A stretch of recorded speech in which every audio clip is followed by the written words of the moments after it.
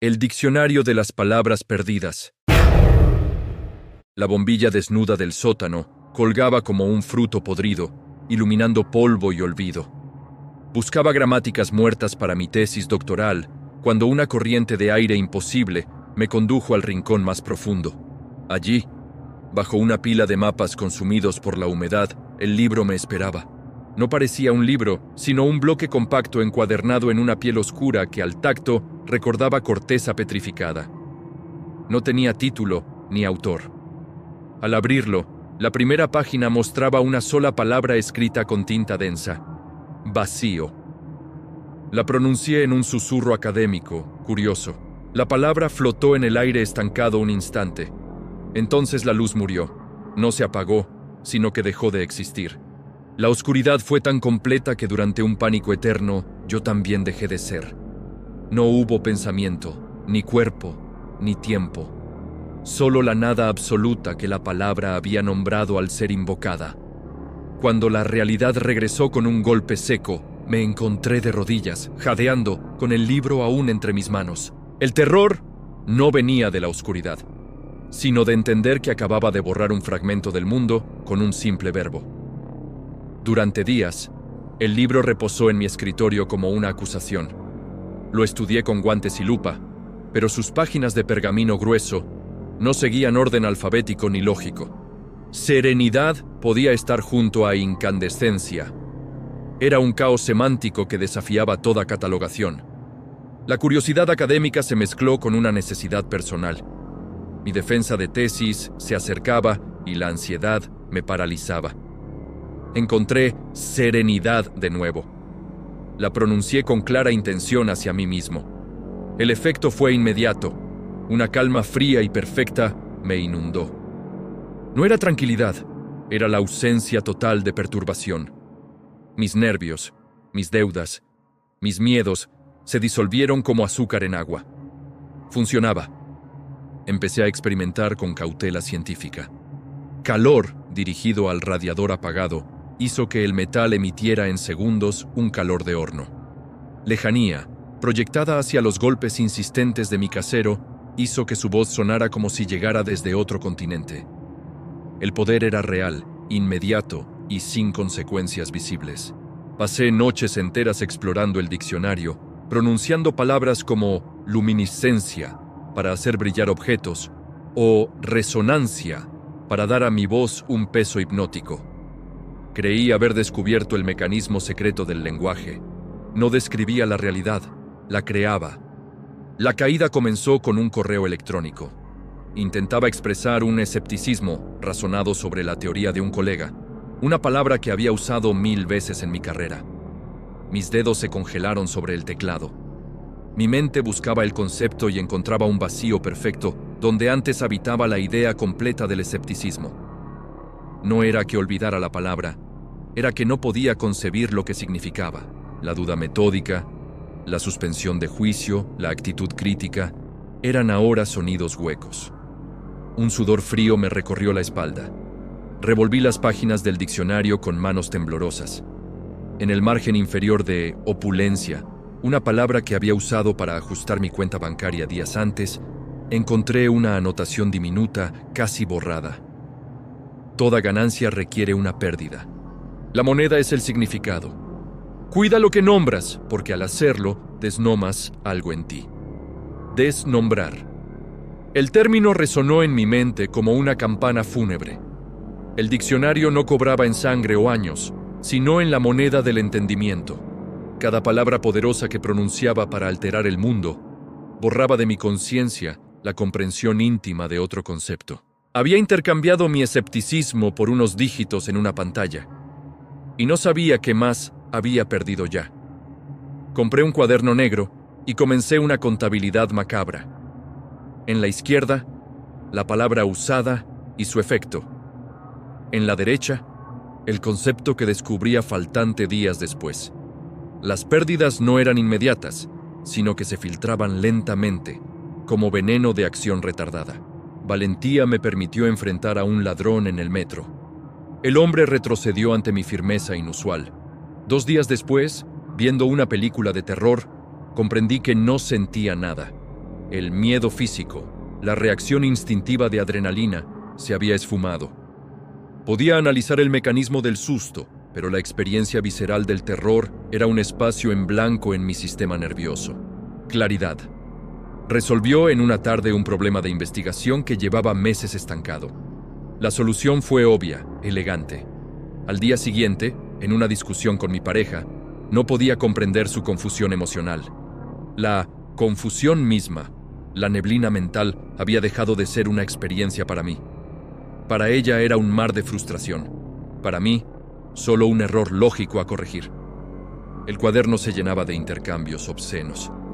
Afinidad por una conexión instantánea en una cita a cambio de mi comprensión de la soledad. Precisión por una mano sutilmente estable a cambio de la capacidad de entender el azar.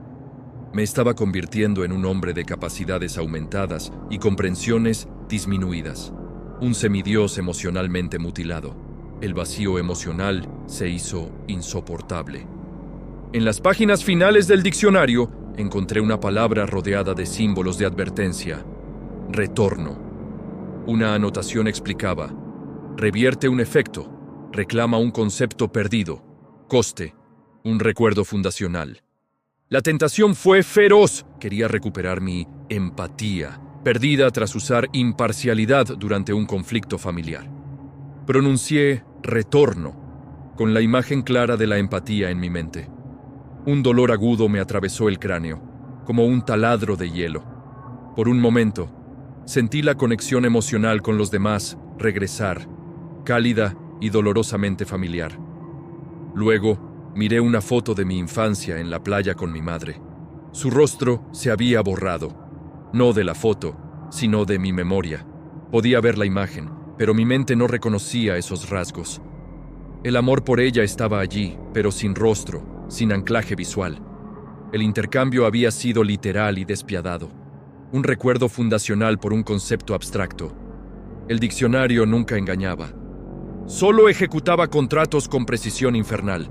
Empecé a notar efectos secundarios en quienes me rodeaban. Había usado silencio en un café ruidoso. Mi vecino, que estaba allí tomando un té, desarrolló después una afasia intermitente. Las ideas le llegaban claras, pero las palabras se atascaban en su garganta. Verdad, usada en una discusión con un compañero de departamento, hizo que su hermana, que nos escuchaba desde otra habitación, comenzara a sufrir de una honestidad brutal e incontrolable que arruinó sus relaciones.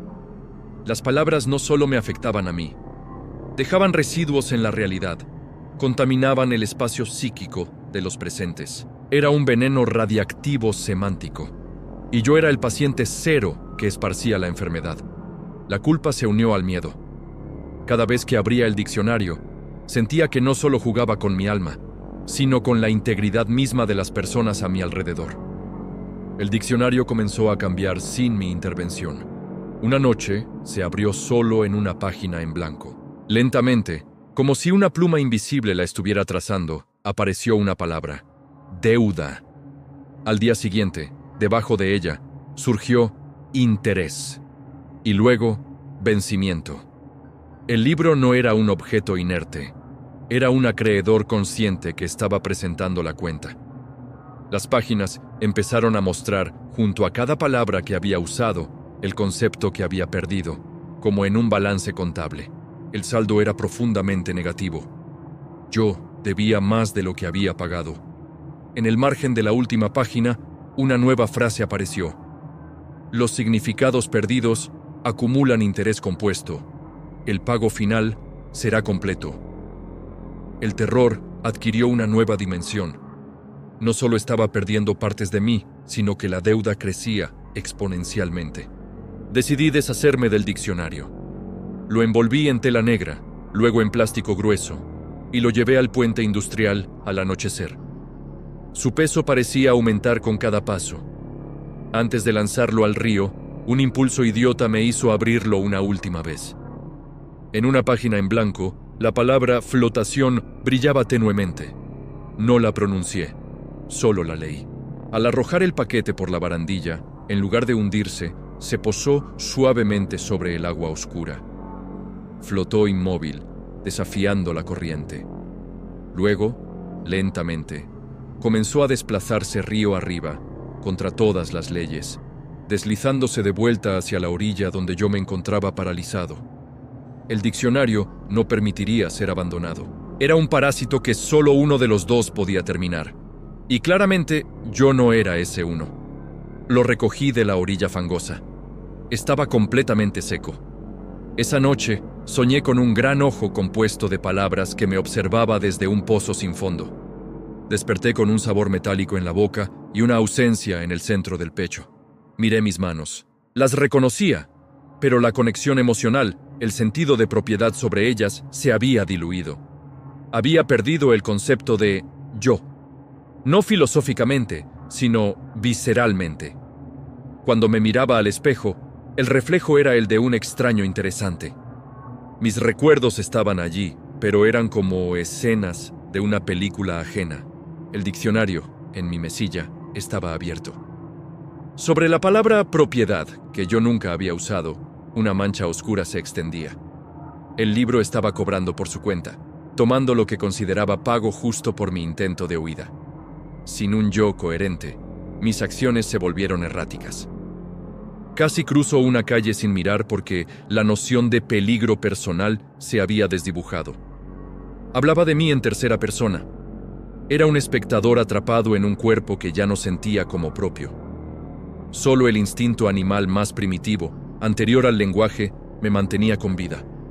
En un acto de desesperación, intenté engañar al sistema. Si el diccionario operaba con palabras precisas, quizás un sinónimo podría brindar poder sin el coste. Necesitaba recuperar mi sentido de identidad. Busqué identidad, esencia, ser en diccionarios comunes. Finalmente elegí individualidad. No estaba en el libro maldito. La pronuncié con toda mi intención dirigida hacia mí. Una sacudida eléctrica me recorrió. Por un segundo, el yo regresó, brillante y doloroso. Pero algo más vino con él. Una sombra se despegó de la pared. No era mi silueta. Era una figura compuesta de letras borrosas y retorcidas, un glitch hecho de alfabeto. Mi sombra real seguía allí. Esta era otra cosa, la sombra del sinónimo, una entidad parasitaria, creada por usar un concepto cercano pero no exacto. No me atacaba, me observaba, y donde su mirada caía, los objetos perdían sus nombres. Mi escritorio dejó de ser un escritorio para convertirse en un artefacto de madera plano con patas. El reloj era un mecanismo circular que marca intervalos. La sombra desgranaba la realidad, deshaciendo el tejido del lenguaje, dejando solo descripciones torpes e infinitas. Había creado un antitraductor, un devorador de significado que se alimentaba de mi confusión creciente. El remedio había sido peor que la enfermedad, y ahora tenía dos plagas: el diccionario que me vaciaba por dentro y su sombra que vaciaba el mundo a mi alrededor. Gracias por ver el video. Si les gustó, dejen su like y comentario. Hasta la próxima. Adiós.